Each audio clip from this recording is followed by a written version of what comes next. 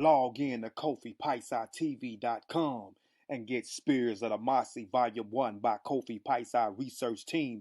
From Spears the Pen Volume 2 by Kofi Piesie Research Team. Spiritual Combat Volume 3 by Kofi Piesie Research Team. One Night Before Bed by Herit, Shawn, Khalfani. Kalawa's Trip to the Motherland by Kofi Piesie. From Cocaine to Consciousness by Herit, Shawn, Khalfani. As I learned, we all learn by Kofi Piesie. Also, if you want fresh merch, go to our online store, Family Connect Apparel, and get all the brands. Also, get our 54 deck of quiz and educational cards available now on KofiPiesieTV.com.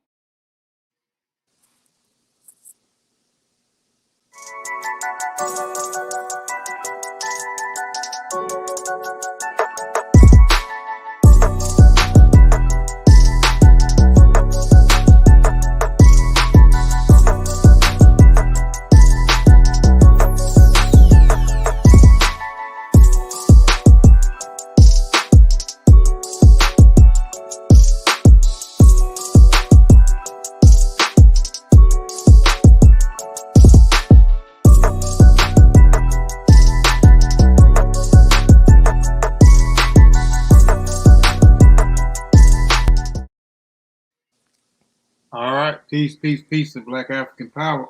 Welcome back to KofiPiesieTV.com. Oh, KofiPiesieTV.com.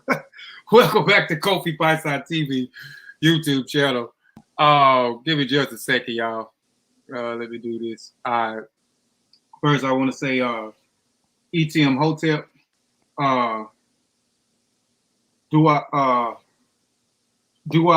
Ku, Dua Netche, Fatmu Alafie, Fatmu Riwi, Fatmu Iwa Pele, Majuba Iba Ie Gungun, Majuba Iba Ie Gungun, Majuba Iba Ie Lakba, Majuba Iba Ie Lakba, Igungun, Kiki Igungun. We always want to give honor and praises to our ancestors, because without the ancestors, we wouldn't be here. We are our ancestors. I also want to extend honor and praises to the true and living elders out there, according to an African perspective and an African world view. Again, like I said, welcome back. This is another edition of Warrior Scholar. This is our 13th or 14th guest on the show today, and we're gonna let him introduce himself in a minute before we get started. You know, we have to go through the formalities, so let's go through the formalities. And brother Sutek, we got one of the brothers from Kofi Piesie Research Team, brother Sutek, on the panel. Brother Sutek, you got anything before I share my screen? Yeah, man. I just say peace to the panel, which is just us today, and peace to you, brother. Appreciate you for coming through, man. We really appreciate it. Can't wait to get into the conversation and the discussion to learn more. Make sure as y'all coming in, y'all like the show. Make sure you subscribe if you haven't already. And make sure you please share this out to your groups. Help us spread this word out. Help us spread this message. Kofi Piesie Research Team, we don't ask for nothing but a little bit of help as far as support-wise. But, yeah, man, I'm going to share the show and try to get some more people in here. All right. Let me share my screen real quick. My screen.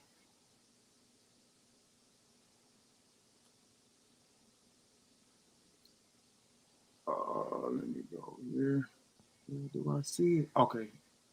Give me just a second, y'all. I should have had this pulled up. I wasn't even thinking.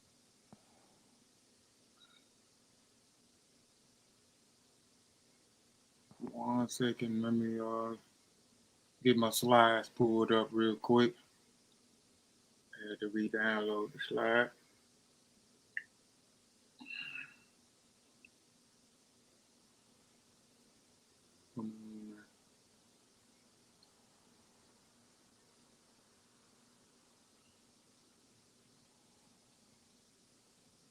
Well, I'll just do this then. Let me do this.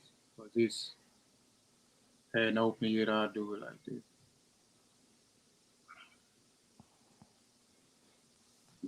Oh.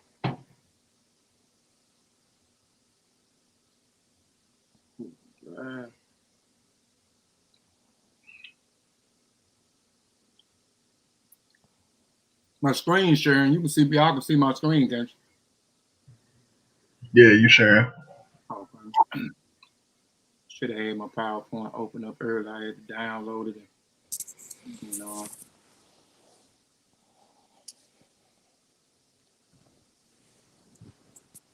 And what's going on here? Okay, there it is.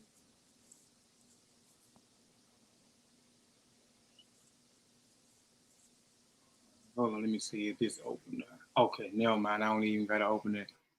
Presentation coach, Mac. Presentation coach helps you to rehearse. I don't need that. All right. Let me enlarge this right quick and we'll get it in. All right. Again, we have a young, great scholar on the panel. Like I said, I'll let him introduce himself in a minute, but welcome back to Warrior Scholars. As I learn, we all learn. Y'all know we follow that motto over here. As I learn, we all learn. We must not let our ancestors down. And we always dedicate the show to an ancestor. So today's show is only right that we dedicate the show to Kwame Nkrumah. A lot of y'all are already familiar with our great ancestor, but if you're not, he is a Ghanese politician, a Ghanese revolutionary. Was the first prime minister, first president, and led Ghana to its independence from Britain in 1956 or 1957, if I'm not mistaken. So Majuba Iba 1957. Okay, yeah, I knew it was one. I appreciate it. 6 March 1957. All right, warrior. We have to define what a warrior is before we get started. A warrior is from the old French, from the old North French wara, an old French wara, soldier, combative, one who wages war.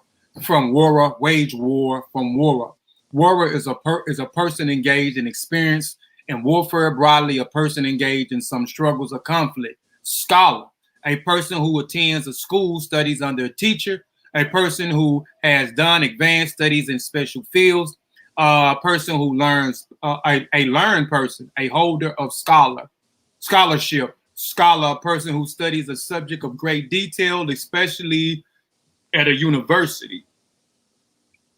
My perspective of what a warrior scholar is. The meaning of a warrior scholar is someone who is well studied and waging war against mistruths, pseudoisms, and willing to stand on the battlefield against institutions and platforms that promote that. A warrior scholar is someone who is on a mission for the truth, for accurate information, accurate. I can't even speak today. Accurate and sound information. A warrior scholar is one who has discipline, good character, morals, and willing to fight back against those who use misinformation dangerously. T'Challa's perspective of what a warrior scholar is. A warrior scholar is one who has embarked on a journey of self-mastery through the rigorous physical trainings and effort to better one's state of being. A warrior is one who has embarked on the journey of self-mastery through countless hours of meditation in an effort to learn the art of stillness, becoming harmonious with the environment and all existence. A warrior is molded, guided, torn down, built up, so that the people may live, and continue to proliferate. Those who seek this path knows their inviolable gifts of humility and knows their place among the hierarchy of people. But what does a warrior scholar has to do with a scholar? I mean, what does a warrior have to do with a scholar? A scholar is one who is embodied all of those concepts mentioned with the focus geared on towards scientific literacy and literacy as a whole. One must first be able to read and then develop superb reading and comprehension skills in order to properly relay messages received through one's scholastic endeavors. Proper demonstrations of methodology, if any style of discipline or field of study, it is the only way to reach a proper conclusion. So a warrior scholar is one who fights on behalf of universal truth, one who seeks the truth sets a standard to combat the omnipresent misinformation. One who stays in their lane, humility, and does not portray themselves as a master swordsman if they specialize in the spirit. Also, if you ain't got your shirt, please go to our online store, Mboka Family Connect Apparel, and get your Warrior Scholar shirts. Stop sharing my screen. Let me do this. All right. Go back here.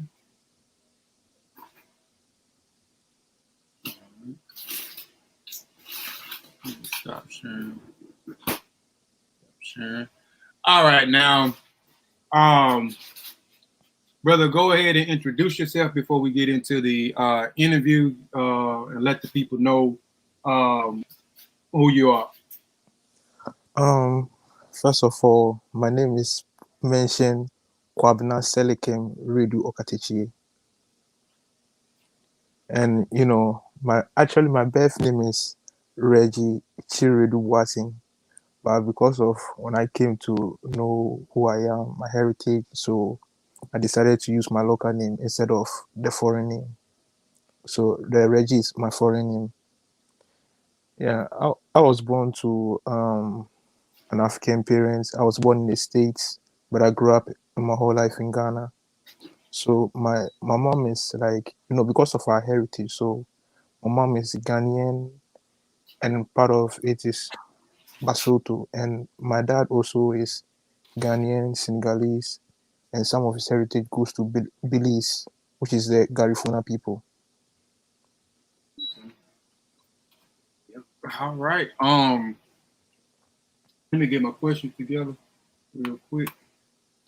And also, when it comes to Africa, we come from ethnic groups, so it's kind of something else. Because of the mixtures, I have an Akan ancestry, Ewe, we're gonna get into Mamprosi, Fulani, and then I have Afro Belize, which is Garifuna. Okay, yeah, we definitely gonna get into that.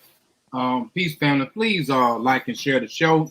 As y'all come in, please like the show. If your first time on the channel, please subscribe and please hit the notification bell so that you won't miss anything that we got going on when we go live. First question, I can't pronounce your name, so I'm gonna call you Kwame for the day. Okay. If that's all right. And point of correction, your name is Piesie, not Pasai. Yeah, I know it. I've been saying it for so long. I just keep it like that, and people always correct me. I know I pronounce it wrong, but I've been saying it for the past 4 years like that. People know it as Piesie, not Piesie. So, but Can you pronounce your name one more time? I think I got it. I didn't say it too because I didn't want to mess it up. Okay. The first name is Kwabena. Kwabena, gotcha. Yeah. And then Selikem. Kwabena. Okay, I got that. I'm gonna try not to miss it. And the last two is Wiredu Okatakyie. Okay. Well, brother Kwabena, the first question we ask everybody that comes on Warrior Scholar is, name some of your favorite scholars. Herit, Cheikh Anta Diop. There are a lot of them. I have a lot of, scholars I listen to. So them the only two that you can name right now is Cheikh Anta Diop, and what was the other one? Herit. Weren't you inspired by John Henry Clark as well? Yeah, I was inspired by him, but mostly I was inspired by Marcus Garvey. Marcus Garvey? Yeah. Okay. You can't be mad with none of those. All right. Name the last book you read or a book that you are currently reading. They're kind both in the continent and the diaspora. Okay. Is something you're currently reading now, or something that you already read? Yeah, that's something I'm reading now. And also how the African, culture end up in the diaspora. Okay. Yeah. Who was the authors of those books, if you don't mind me asking? Kwesi Kunedu for the Akans on the continent and also the diaspora. Kwesi Kunedu is the one who authored the book.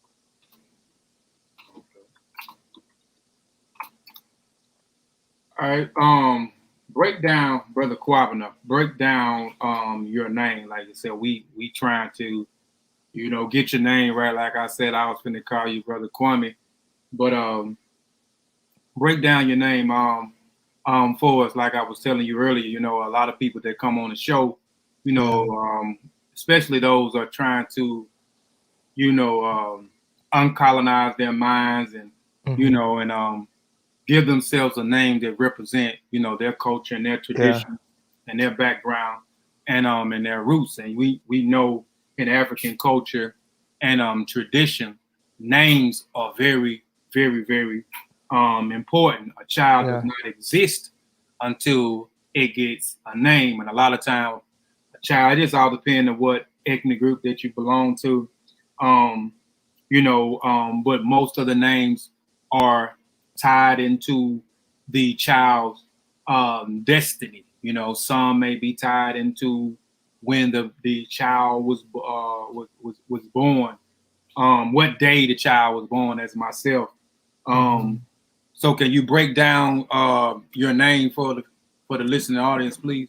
Okay, Kwabena is a male born on Tuesday, but formerly I was called Kwame because my uncle, I was named after my uncle because my uncle was called Che, which was my middle name. Okay. Yeah. So the first name is Kwabena. And then Selikem is an Ewe name. The Kwabena is a kind. For Yakan, I belong to, we have many subgroups, so I belong to the Kwewu. And then the other one is Akwamu and then Ahanta. So the Kwabena is an Akan name which is used by different Akan, ethnic groups. Because Akans, we are broken up into different subgroups. And then Selikem, which is Ewe, which is mostly Anglo. And when it comes to Ewe, we have different subgroups. We have Avenon, we have Anglo, we have B, there are a lot of them. And the Wiredu too, which is the W one, which is an Akan, and Okatakyie, which is also Akan. So you said the Akwamu? Akwamu. Yeah, and I also heard you mention the Airway. Those are around Benin, Togo area. Ghana. Yeah. Okay. Just making sure. We have some also in Nigeria, which are settlers in Nigeria. If you go to the Badagry area, you'll find some areas there.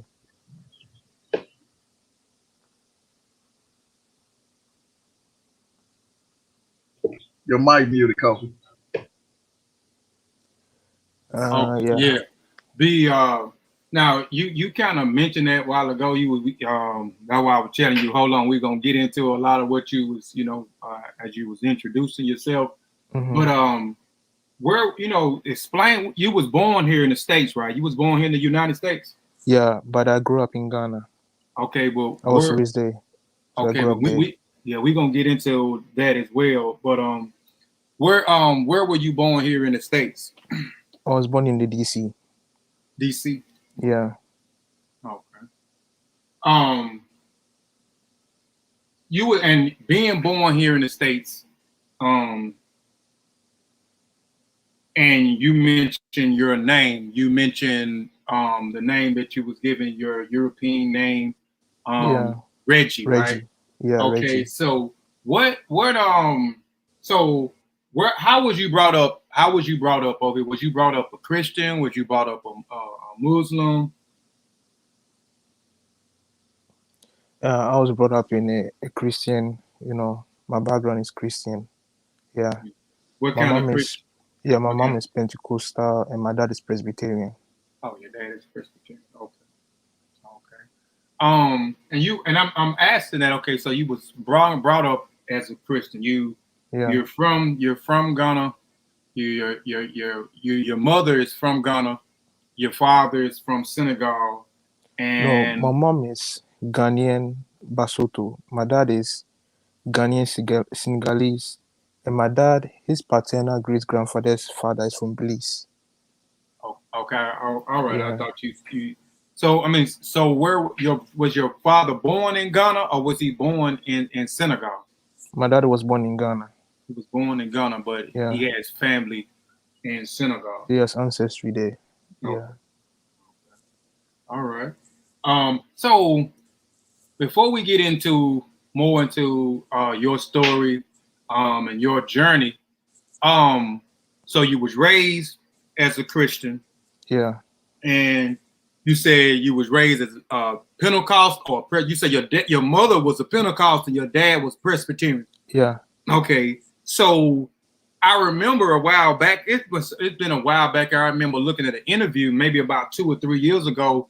I heard you mention that you was also Muslim. So how did you transition from being a Christian, and what gravitated you at that time to become a Muslim? And I guess this was all in the process of trying to find out who you are. I'm assuming. Yeah. Mm-hmm. How I become a Muslim is, my great-grandfather is from the northern part of Ghana. He's a Mampusi. So that's around my paternal side. So, kind of, getting to know more. So I became a Muslim, which I was learning much about that religion as well. We have different branches, but I was learning about the branches, but I didn't like get into the branches. So I was practicing the main, religion. How long was that school of thought? Wasn't very long. And I didn't even take a long. Mm-hmm. That was like some months. Okay. Yeah. And then I came back to Christianity again, Okay. Because I found some fault with, that religion, the Islamic religion. I find some fault in it. Because when I begin to research, it says a whole lot of stuff. Mm-hmm. Right. So, what inspired you, or move you to start studying, researching your roots, your culture, your tradition, and your diversity in Africa? Because you well endowed with the diversity with those different ethnic groups throughout West Africa. So what inspired you, or what moved you? Because you said you was born here you was born in the States in the DC area. Yeah. And then you was brought up as a Christian. Your mother was a Pentecostal. Your daddy was a Presbyterian. You transitioned to becoming a Muslim for a few months, and you was like, nah, and you went back into Christianity. So what inspired you to say, okay, I want to know exactly who I am, where I come from, what my people customs, traditions are? It first started with, may you so rest in peace, Honorable El Shabazz. He inspired me a lot. Talked about us being, a European man's name, and how we become a property of a European person. It's like a Negropean, a person who have lost his or her identity. So part of it, he inspired me. So at first I deal with my name. I didn't want to, bear that name Reggie anymore. So I wanted to hold, my own traditional African name. And after that too, first I dig more into different ethnic groups in Africa. And then I also research about the diaspora. And kind of I find a lot of stuff, similar. There's like the culture and stuff that people do in the Caribbean and Latin America is quite similar. Like if you go to Jamaica, you might find some people who are like Igbo descent, Akan descent. If you go to Brazil, you might find people who are Yoruba descent. It's kind of, the culture is like mixed. You might find people in the diaspora whose culture is similar to the continent. And due to slavery, many people come from different ethnic groups, you know. But according to research, mostly they tell you what tribe that people in the diaspora came from.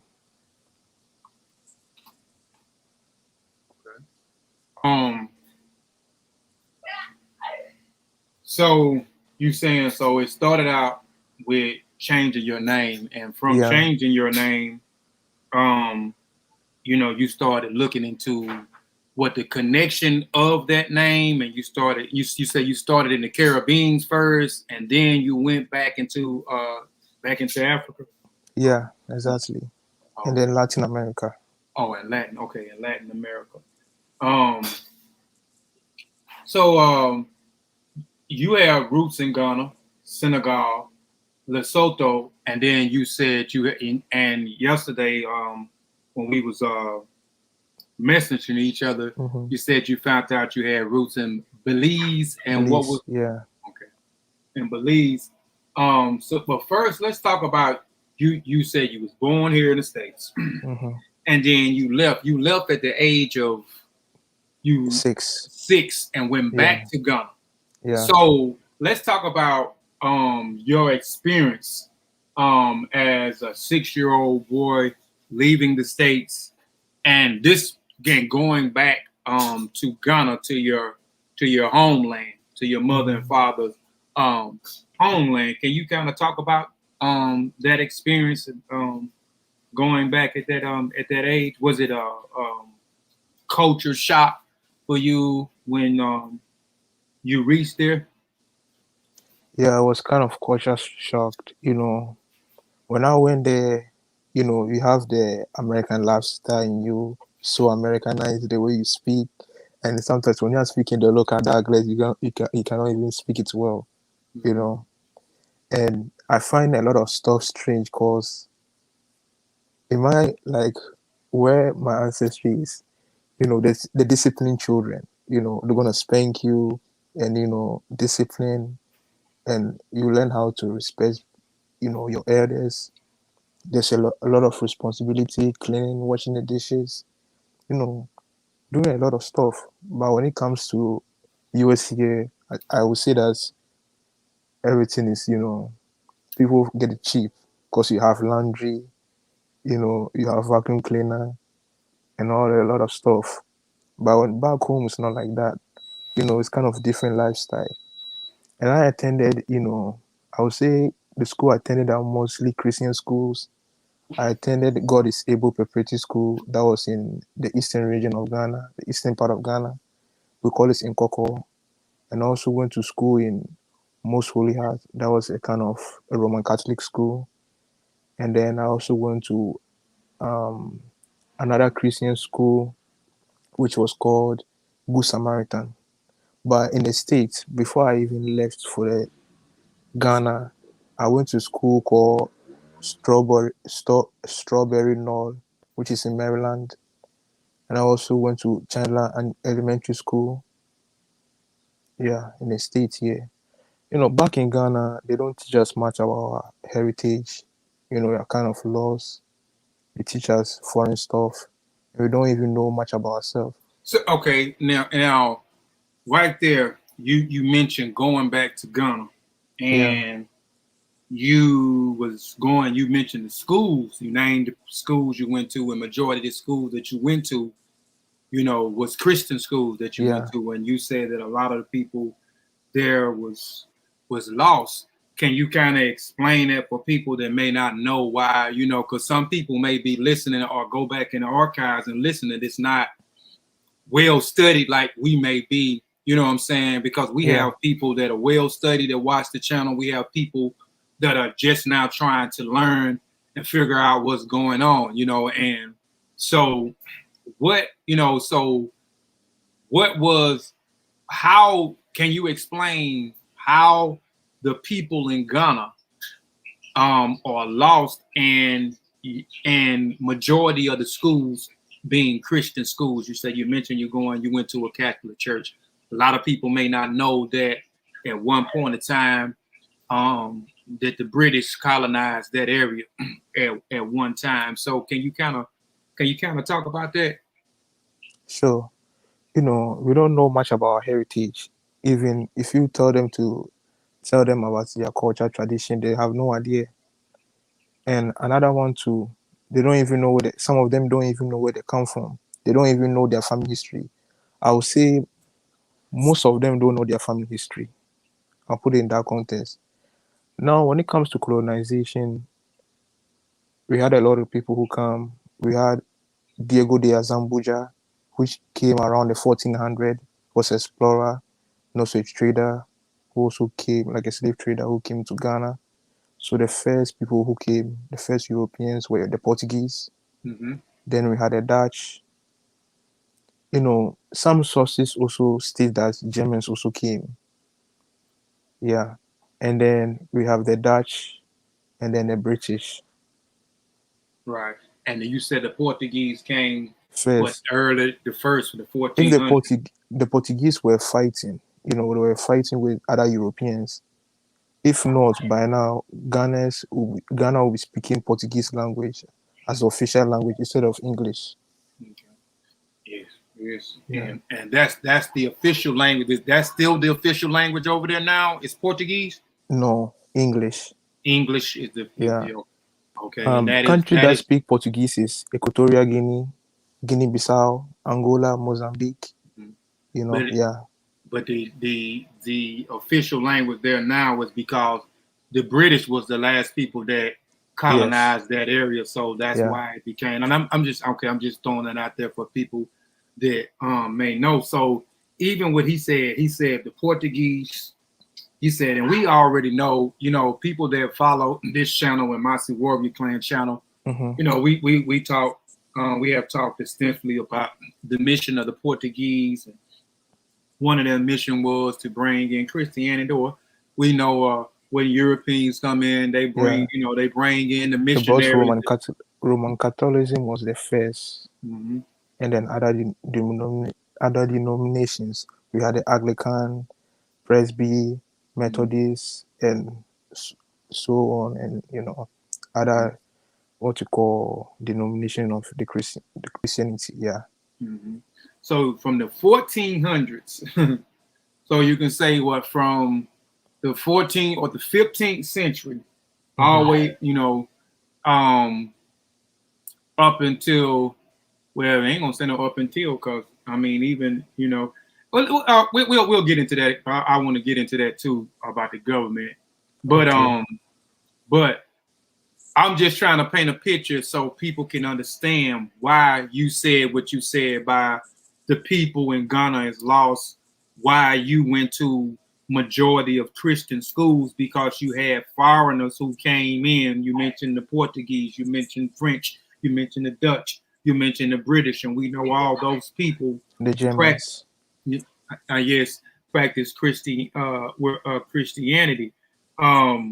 So that is why through colonization of these foreign people coming in and colonizing these groups of people, and giving them their way of life, educating them the way that they want them to be educated, and instilling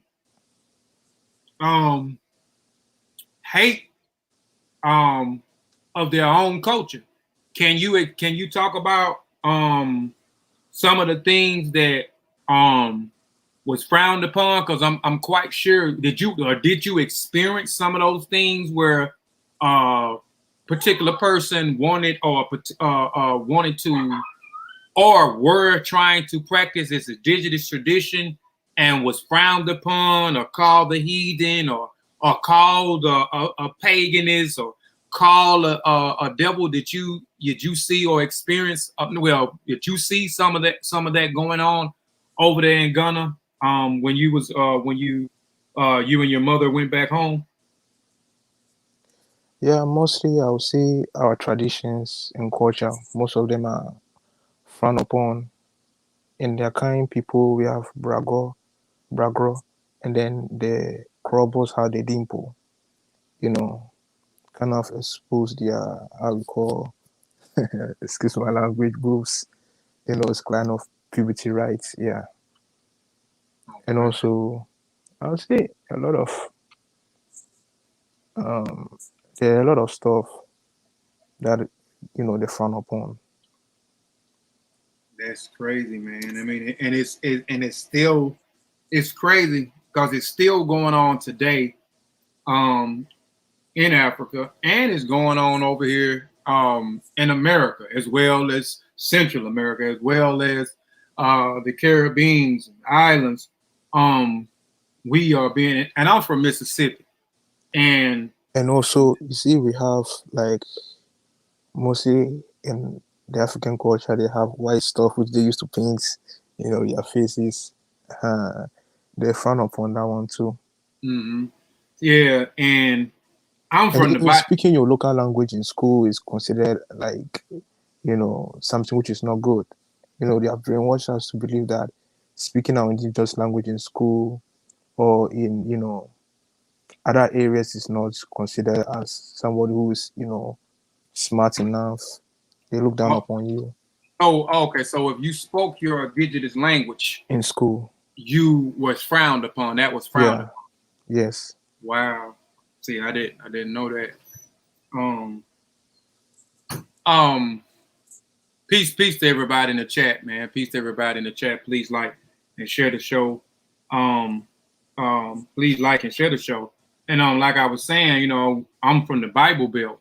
I'm from Mississippi, so majority of the people in Mississippi are Christians, and a lot of my family, especially on my father's side, I say it all the time. My father is a Baptist preacher, has his own church, and my father's side of the family they are what I would say crazy, insane Christians, but not, and certain parts of the family, they frowned upon me when I began to start to search and, my roots and say, I'm not going back to church. And I started questioning the Bible and certain things like that for a long time. It was frowned upon.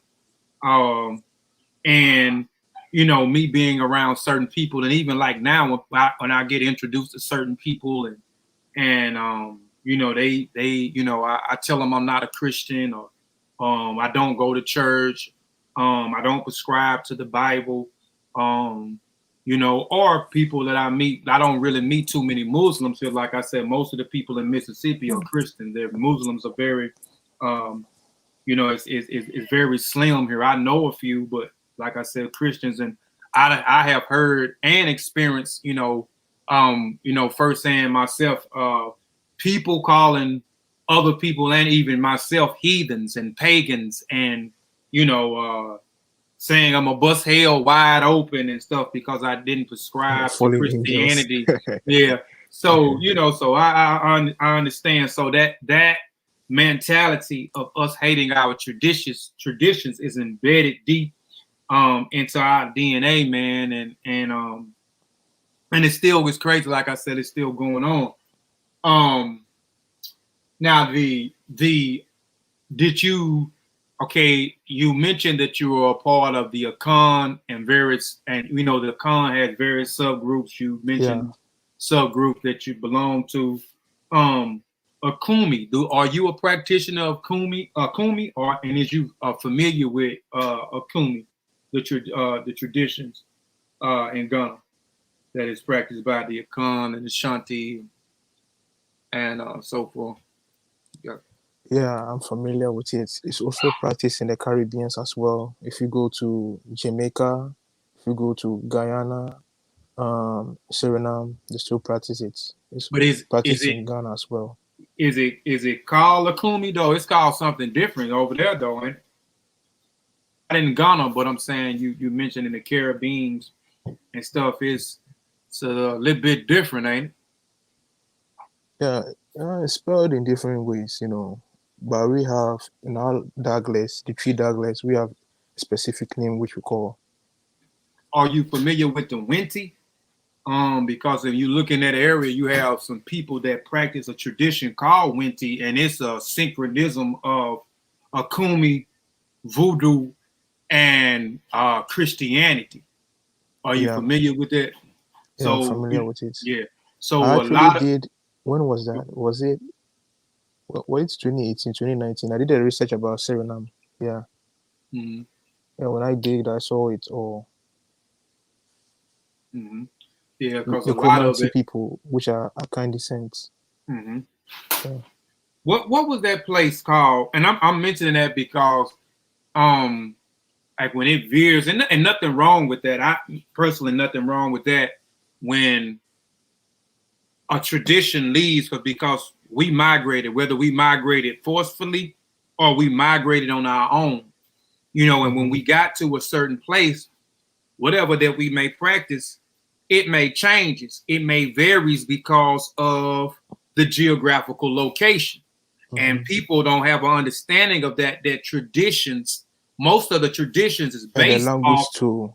right, is especially the traditions and the customs is based off the geographical location. So it may changes. And so I'm throwing it out because you know, some people may have an issue with that because they're not. Now I have an issue with syncretism. Now I understand syncretism might have been the way in those days because they was trying to synchronize, because they was synchronize their indigenous tradition with the slave master of the oppressor tradition. You know what I'm saying? Just to try to hide it from the slave master, because we know that once our people was enslaved, we were stripped of our native tongue, we were stripped of our culture, we were stripped of our traditions, and so forth. But you know, in the 21st century now, you know, I have an issue with that. But if someone, let's say like the African American, if we are the African in America, the African in America, if we all came together and say, hey, we want to create a tradition that fits us, nothing wrong with creating something for us, because again, when you go and look at these different traditions, whether you look at the Akumi, you look at the Voodoo, you look at Fatarug, which we're going to talk about Fatarug in a minute. You look at Fatarug, you look at all the Nani tradition by the Igbo, you look at the Yoruba people in Sheshe, you know, if you look at the Chewy people, the Gulu, Wankulu, you look at the Zulu, the Amazulu traditions, all of those traditions are based off a geographical location. Every ethnic group, there's a 4,400 different ethnic groups in Africa. And even though they have their indigenous traditions, they majority are the same, but they vary because of the geographical location. Some items that you may have in Ghana, you may not have in Mozambique. You know, some natural resources that you use for your culture, you may have in Mozambique, you may not have in let's just say you may not have in Guiana-Bissau, because of the geographical location. So there's different natural resources, and the environment is a little bit different. Some of the natural phenomenons, you may not have sand or deserts in a certain particular place. So it just your traditions vary. So I have no problem with people creating their own, because that's what they did in time and memorial. I talk about that a whole lot in my upcoming book. But do you practice Akumi or some form of Akumi? Yeah, I do. Okay. What about now you mentioned that your father also has heritage, and you also have heritage in Senegal. Can you talk about Senegal for you? You hadn't been to Senegal yet, though, have you? No, I'm planning to visit one day. I've never been to Senegal.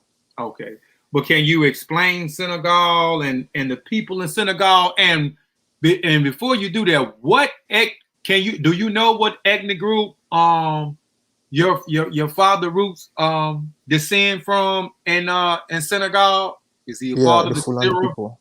The Fulani? Okay, it's the part of the Fulani. Okay. But can you talk about Senegal? And And are you familiar with Fataru? That their indigenous tradition, Fataru. When you talk about Senegal, we have many ethnic groups. We have the Sere, we have Wolof, we have Fulani. You know, the ethnic group, there are a lot of them. We have some of the Balanta people, which the Balanta mostly can find them in Guinea-Bissau. So we have Balanta also in Senegal as well, but we don't have a lot of them in there. Are you familiar with the Fataru tradition, or Yeah, you're I've not? heard of it, but I'm still doing more research on it. Okay. Okay. We whenever you get a chance, man, it ain't on this channel here. It ain't on Kofi Piesie TV. On Mossi Warrior Clan, me and our brother Ben, we did a full presentation on the Fataru tradition in Senegal, and we submitted it to a council in Senegal, and they looked at it, and for the most part, we was dead on with a lot of stuff. It was, if I had to get, if I would say they gave us a grade, they gave us a 90. They gave us a 90 because the critique that they gave us, it wasn't a whole lot of critique with the presentation that we did on the Fataru. And I did a lot of thorough research on the Fataru tradition in Senegal, and also, like I said, we got a relationship in Gambia, and a lot of times when people say Senegal, they always just they throw Gambia in Senegambia. So we have a relationship in Gambia where we have two of our publications, Spirits of the Mossi, Historical Survey in the Minds of African Warrior Scholars, Volume 1, from Spirits of the Pen, Historical Survey in the Minds of African Warrior Scholars, Volume 2, in Gambia. And we have a scholarship where we fund, and hopefully we'll be able to fund more students this year before the end of the year out. That's the plan. And we have a scholarship where we fund students. And the founder of the schools that we got our textbooks and we have the scholarships at the Gay and Journal Skills Academy. She has 4 schools, and her husband is a part of they're Muslims. They're Muslims, but they also practice Fataru too. So, I talked to them about it as well. And, like I said, for the most part, from the research that we done, we was pretty spot on with them dealing with the Fataru tradition. It's very interesting, man. It's this very interesting tradition. Lesotho, man. Talk about your roots there, and talk about the people and the culture in Lesotho, because you don't hear Lesotho that much. People may not even know where Lesotho is. So can you talk about them? Because you never. I'm familiar with them. I'm not as well endowed with them as I am in other different ethnic groups throughout West Africa and Central Africa, but I know a little bit about the Lesotho people. But you never hear a lot of people talk about the Lesotho people. So can you talk about the people and the culture, and what part of Africa is Lesotho at, for people that may not know? Because people may be like, I ain't never heard of it.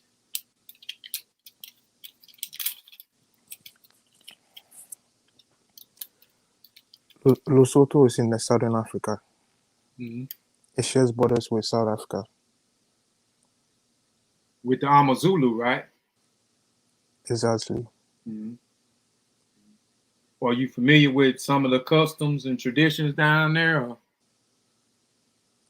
Yeah, I'm still digging, still learning. You still digging? Yeah. Oh, okay.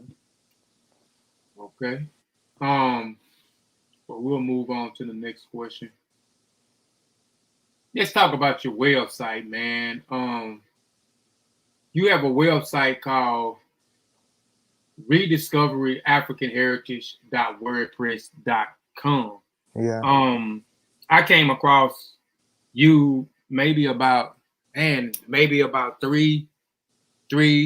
years ago, and I paid attention to your Facebook page, man, that you had, and you had a lot of phenomenal information on your page, and I was like, I wonder why he's not writing some of this stuff. And then later on, I found out you had a I don't know why he got this plugged up. You had a website WordPress page, man. So are you still putting up information? And can you talk about what motivated you, inspired you to put up this page? Because I'll keep it all the way a buck with you too. And I can't remember exactly what it was, but I sourced some of the information from your website about 2 years ago. I don't know what I done 1,000 presentations, man. So it's hard to keep up with what I did. It's a lot of stuff I done did in West Africa. And I can't remember exactly what I sourced from you, but I sourced something from your website that you had, man. So what inspired you to say, hey, man, look, let me go ahead and put a website together and put some information out? So can you talk about that and talk about some of the stuff that you got on there? And are you still putting information up on that, man? It's a great website, by the way. And family, when y'all get a chance, y'all need to go check that out. His WordPress.com out as well. Again, it's called Rediscovery African Heritage, man. It has some good information on there. But can you talk about it? Yeah, I was inspired by a Ghanaian guy, which is he's Guy Infanti, from the Guy Infanti tribe. His name is Kweku Dankwankra. He's been doing a lot of research about the motherland and different ethnic groups. So he inspired me to do the work I'm doing.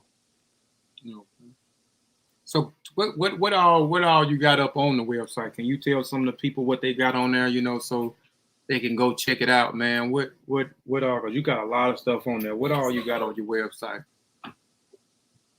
Yeah, it's about the ethnic groups in the motherland and also the diaspora.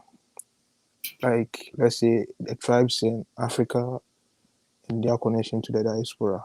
That's mostly what the blog is about. And also letting other people know their heritage as well. Yeah, I'll post that in just a second, Brother Saru. What's the name of the WordPress again? I'm gonna drop the link in the chat. It's Rediscover Herit. Rediscover African Heritage.wordpress.com. Rediscovering African Heritage.wordpress.com. And Saru has a question that I got pinned up here. He says, what is the brother take on FA in South Africa? Are you familiar with the FA in South Africa? I'm familiar with Julius Malema. I've been learning much about him and what he stands for. Okay. Zane put it in there. He's out. Let me pin it right here too. Post the site, please. Okay, there it is. Rediscovering African Heritage. .wordpress.com. So he has it in there. So yeah, go check that out. It's Rediscovering Africa, not with an N.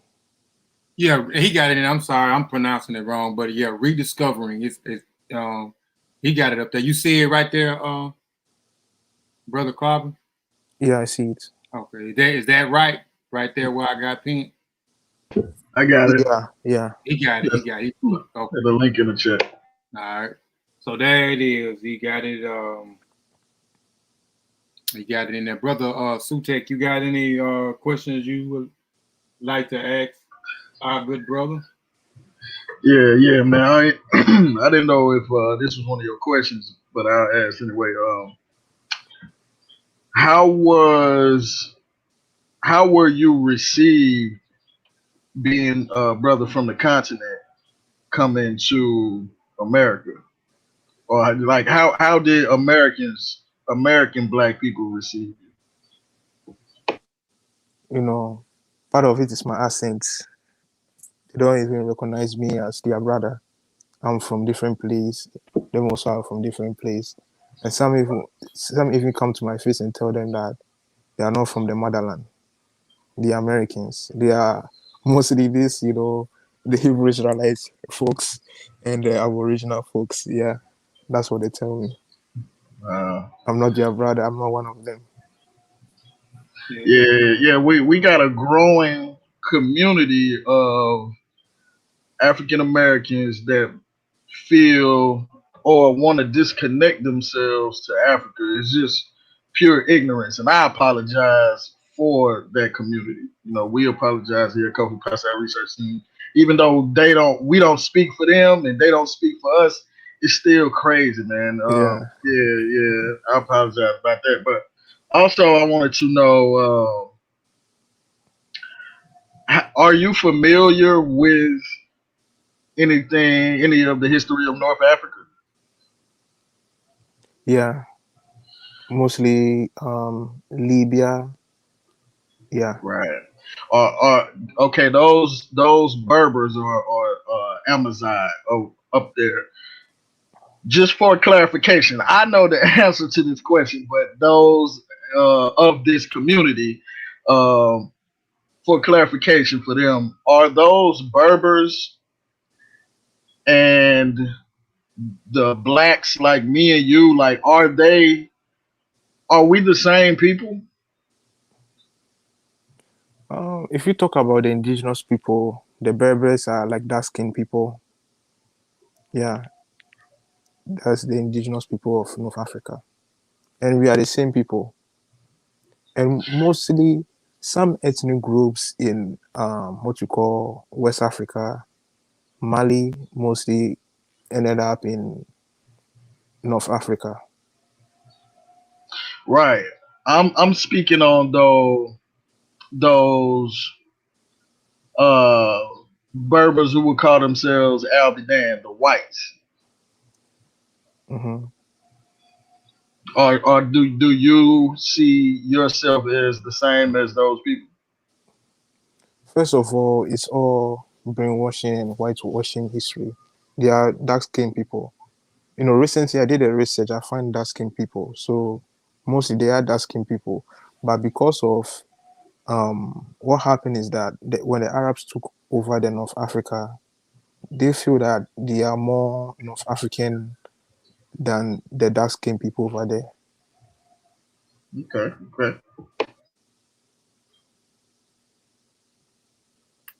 Okay. Man, I ain't got but one more And when I question. was filling the application, you see they give a list. Black, for example, black, or let's say African American, a person who has, ancestry in sub-Saharan Africa. White, a person who has ancestry in Europe. In Asia, they tell you what exactly is. What What you exactly is. So when I was filling the application, when I see North Africa, they said Caucasian or white. So I was like, what is going on here? It's kind of strange. Oh, you on the application? They have that on the application? Yeah, I can't quite remember what application is. I'll look for it. If I find it, I'll send it to you. I'll look for it. Yeah, because I know, white is a status. Yeah. White is a status, and I know, they had a brother who came from North Africa, Egypt to be exact, Mm-hmm. and he had to file. I think they made him file up under white status. File, under white status, but I never seen that where I filled out. Well, here. You know, we kind of behind a little bit over here in Mississippi, but dang. Let me let Sue take Mississippi, right? Yeah, and also he said, unfortunately, the African in America has been conditioned to hate Africa. Yeah, part of it is, the brainwashing. Yeah, and also I can say religion plays a big part as well. And also, Europe, like let's say Caucasians have made, African Americans, or let's say Africans in America, to hate their brother. They made us believe that we are the one who sold them. So that's why all this is happening. Okay, you said say that again now. I'm sorry. You said we believe that what now?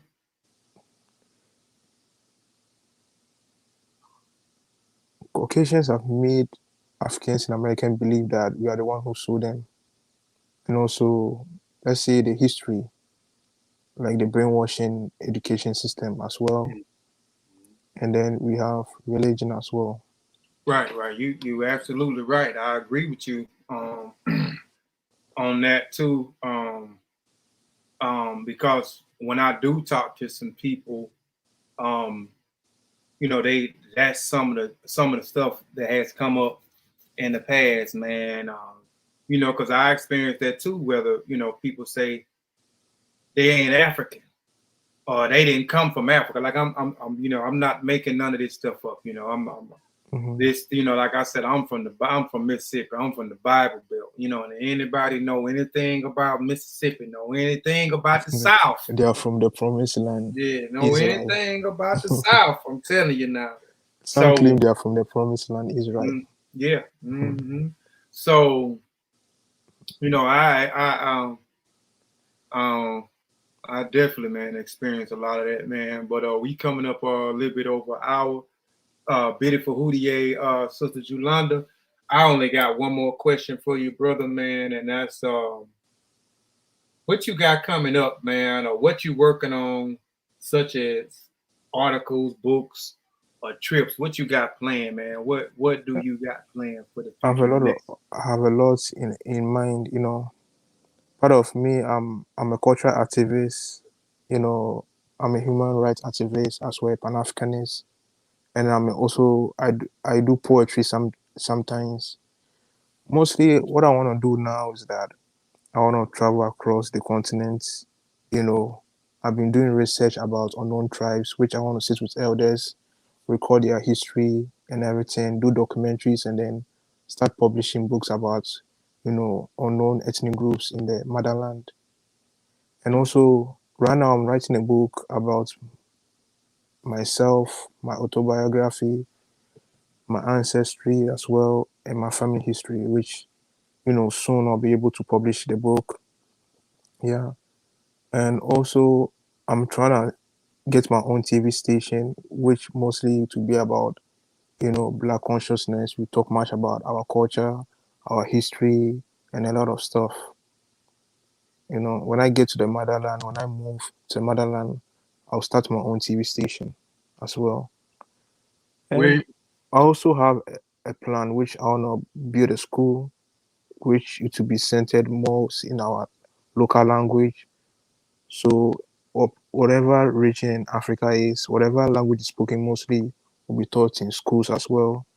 We will have our own education system, which is different from what the Europeans give to our people. What place you gonna repatriate to? You gonna go back to Ghana? You going to Senegal, or where you? Yeah, I'll repatriate to Ghana. I won't stay there for long because I grew up there, so I know how Ghana is like. But mostly, I'll spend my life in Lesotho in Senegal. Okay. Yeah, and real quick, I forgot to ask you about this. How long were you in Ghana when you was in Ghana? You moved there at 6. How long were you there? 10 years. Oh, you was there for 10 years, and then Yeah. y'all came back. Okay. So do you speak? Is it Twi? Do you speak Twi? Twi. Yeah, I speak Twi. Okay. We have different type of Twi. We have Fanti tree, we have Enzima tree, we have Ahanta tree, we have Wasa tree. So the tree, we have a different form of tree. We have the Equiapim tree. The Equiapim people are in the eastern region of Ghana. And then followed by, we have the Akwamus. Yeah. What is the difference between them? What the dialect? Like, you know, what I mean by the dialect, you know, different, very like I'm from the South, so you can tell the way I speak. I speak differently than a person that's up north. You know, I may say, shoot, it's my birthday. You know, somebody up north may say it's my birthday. You know what I'm saying? So is it something dealing different with the dialects, or it's just Yeah, totally the tree that is spoken the most is the Asante tree, which is spoken by the Akwamu, the Kwewu people. Like I have heritage with the Kwewu people, the Akwamu, and then the Ahanta people. Now the tree is kind of different. Let's say, for example, we say Etiseng, Fanti will say Otinden. You see the pronunciation, and I would say the dialect is different. Yeah, it's just a different dialect. Yeah. Yeah, that's what I was asking. I was trying to see what he's saying. He's saying, Cyro's saying it's kicking him out of the website. He said he just tried it from 2 different devices. Like Etiseng means how are you? And you say yeah. But a Fanti will say Otinden, and the Fanti person will reply Oye. So you have different kind of pronunciations. Right. It's just like because I'm learning Spanish because I live in California and I'm so close in relation to a lot of native Spanish speakers, so it's much easier. And then I want to learn an African language next, so it'll already be easier. But like Mexican Spanish and Spanish from Spain is it's 2 different dialects. Yeah, it's different. Oh, that might be okay. That's just Saru Zane said he's not getting kicked out. Saru. Like nosotros, like if you go to Spain, it's vosotros. Yeah, I took some Spanish class back in high school. Yeah. Yep, vosotros, nosotros. Yeah, nosotros. Yeah. Yep. Yeah. Well, man, that's all I have, man. I wanted to kind of keep it kind of short, nothing under an hour and a half. We lately been going over an hour and a half. So we at the hour and 8 mark, so we doing pretty good, man. Do you have any last words, man, before we end the show, man? I appreciate you for joining the panel, man, and being a part of the broadcast today, man. So do you have the book, man, the book. When you get ready for the book, and like I said, with help with the book and things with the book, I want to talk to you. I'm gonna talk to you offline about that because we got some things brewing in the pot that I think I spoke to you about. I didn't speak in depth of what's brewing in the pot, but we have some business, some new business, a new business, and we'll probably go public with it tomorrow.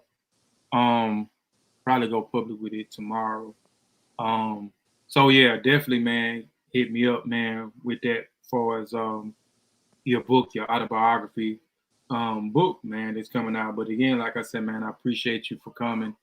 Coming on, man. But do you have any last words, man? You know what I'm saying? Or a statement that you would like to give, man, before we end this broadcast? Yeah, a little bit. I want to touch about the Gula people, the Gula Geechee.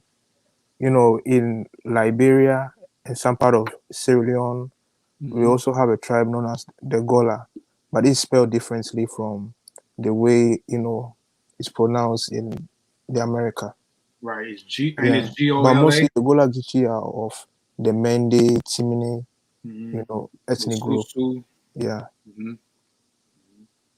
And what when you say you said you a part of you, what about them? You study them? What you saying you're a part of those ethnic groups as well? Or? No. Oh, Actually, my dad's side is we have Ghanaian, Senegalese, and then Belize. Yeah. Yeah, I'm familiar with the Gula, and the Geechee people. But man, with that, man, we're gonna go ahead and end it. You Like I see the said. way they speak their English. You can see it's similar to Sierra Leone pidgin. Oh, you talking about the Gullah Geechee people? Yeah. Oh man, brother, I'm telling you, it's so hard. Like Somebody from Sierra Leone can easily understand what a Gola person is saying in America. Yeah, I can't hardly understand what they be saying. I'll be honest. I've been trying to study some of the language, and get it down. And I also know. that if you go to the Caribbeans, you see some phrases that we speak in the motherland, like mumu, stuff like that. You see it's kind of similar to West African pidgin, some phrases. Because the Gullah Geechee people, man, they're a mix of different ethnic groups. That's why you see that, because you like you mentioned the Mende people, the Kono, the Kissi, the Susu, all those, We also it's have so many. Susu ethnic group also in So Guinea. many. They're in Guinea as well. It's just so many. So they're mixed with a variety. They're not just one specific and Patois ethnic also group. has an element of Twi, Ga, Ewe, and Igbo and Yoruba, some words, even some Fulani words. Yep, there you have it, man. Like I said again, appreciate you, man, for coming on, man. Family, I said ETM Hotel, which means bring forth peace. I said that in the beginning. So now and I'll also say your name, the Piesie means firstborn. Yes, sir. Yeah. Yes, sir. Firstborn. Kofi means born, or Kofit means born on Friday. You and my dad the same name, Kofi. Yeah, and I took that name. It's crazy. And I end it because we gotta wrap it up. But it's crazy, how I chose that name. Like I chose that name for myself before I took a DNA test. Wow. And I thought, and I was everybody that know a couple of years ago, all I talked about was the Gullah Geechee people. And I have roots in Sierra Leone, and I keep talking about my kin folks. I don't have a relationship with, they older than I have. I done talked about this before. They older than I have. They go to Sierra Leone every year. So I do have that connection with the Gullah Geechee, and one of the Gullah Geechee brothers that I interviewed, he actually, once I did my DNA test, I found out that this brother was my second color. He's a Gullah. He's a Gullah. Okay. And so, I got that. So that's another place that I'm going to go pretty soon. But going back to me picking my name, I liked the name. I picked the name, and it was connected to Ghana. So after I did I started calling myself, and I called myself Kofi Piesie, but I didn't pronounce the Piesie right for years. I still say Piesie because everybody still pronounce it as Piesie, but I know it's Piesie. So yes. So it was crazy. Once I did my DNA test and I got my DNA test back, my results was Ghana, Nigerian, and Sierra Leone. I forgot what my percentage of both of my. I have maybe like, what was it? I think it might have been like, dang, I can't remember what it was, but both of them, the percentages was high. And then I found out, did some more digging, that my mother and my father was in the Great Bantu migration. My father side of the family comes from Kenya, from East Africa. So they migrated from East Africa into Nigeria, and they've been there for hundreds and hundreds of years. And my mother, she migrated during the Bantu migration from Uganda, which is also in East Africa, and they migrated from East Africa into Ghana, and they've been there for hundreds and hundreds of years. So, you know, and I told my mom, you know, where she starts, where her family root starts from, and then where they migrated it. I can't remember exactly how long they've been in Ghana, but they've been there for hundreds of years. And I was telling her about my, my name. I had already told her about my name because I actually wanted to change my name a few, maybe about 5 years ago. I was in the process of changing my name to Kofi Piesie, and legally, but my mother talked me out of it. And I have a unique name. My real name is Labaris. So I know a Labaris, but we the only two Labarises I know that I have encountered, and his name is spelled different. So my name is unique, and then my middle name is Kente. So, and she was explaining what my middle name was, where she got Kente from. She got my middle name from Kuta Kinte, from the movie Kuta Kinte. And it's crazy. My middle name, I hated my middle name.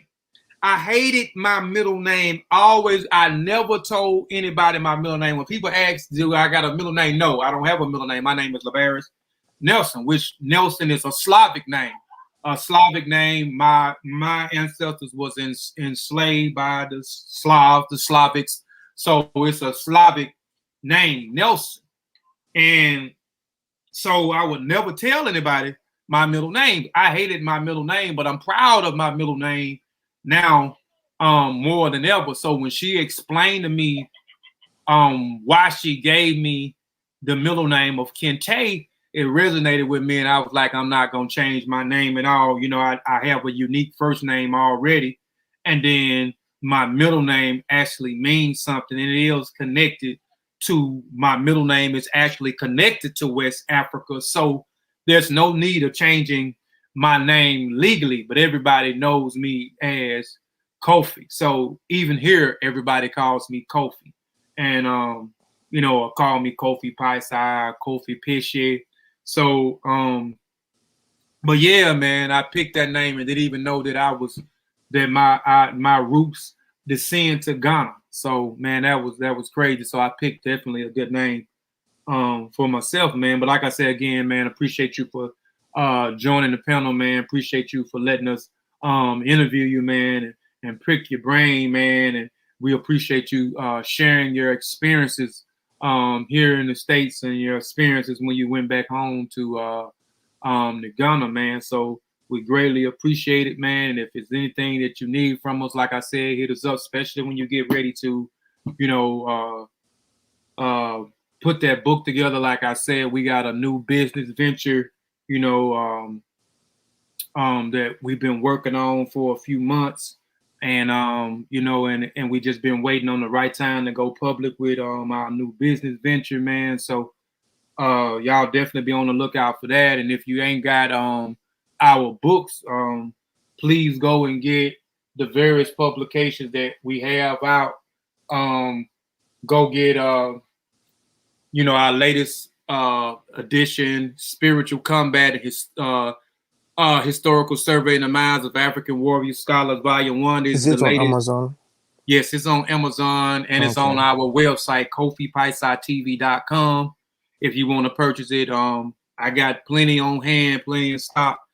If you ain't got the rest of our books, I ain't gonna pull all of them off the shelf, but Volume 1. But do you have a PDF or no? Nah, I don't have any PDF. Okay. Spirits of the Mossi, Historical Survey in the Minds of African Warrior Scholars, Volume 1. Please get that one. From Spirit to Pen, Historical Survey in the Minds of African Warrior Scholars, Volume 2. Also get my As I Learn, We All Learn publication. Get my Kalawa's Trip to the Motherland. It's a children book. inspired by a young Gullah Geechee girl who goes to Africa for the first time. Get Shawn's One Night Before Bed children book and his From Cocaine to Consciousness book. All those books are on KofiPiesie.tv.com. And if you don't have the cards, please get our educational cards. I appreciate people that's been supporting these cards. We put these cards out for Black History Month. I still have a few left. I sold out. This is my third box. I'm about done with my third box. We sold out of the first two boxes. Sold out of the first box. I had to re-up. We sold out of the second box. I got another box, and we about done with these. Been getting good feedback. These are educational quiz cards. Then we put out, right after Black History Month, we put out these face cards. It has a lot of our Black revolutionaries, our Black scholars, our Black teachers, our Black innovators, Black inventors on the front of the card, and even a few people that inspired me on the cards, like Asar and Hotep. You got a face card of him, Benjamin Njai, Ankh West, Dr. Oyama Ad, and Takao Kilimanjaro. So you can also get both of these on our website. Be looking for Volume 4 coming late August. Be looking forward to my publication when it's coming real soon. Soon as you blink your eyes, it's gonna be around the corner. But we're gonna talk more about that because it's gonna be surrounded around our business venture that we have, a new business that we have. So that book is gonna be the prototype for our business. Is also going to be the prototype for our services that we're going to be providing, which, like I said, I'll go more in depth about our new business, which I'm excited for. Possibly tomorrow. We've been working on it for a few months. I've been up under mentorship, which I'll talk about that when we go public with the business. So I've been up under mentorship. So man, we're excited about that. And again, like I said, appreciate y'all for tuning in. Shemim Hotep. Shemim Hotep just means to depart in peace. Peace and Black African power. And we'll see y'all when we see y'all. We out. If I can get my mouse to hit the end, buddy.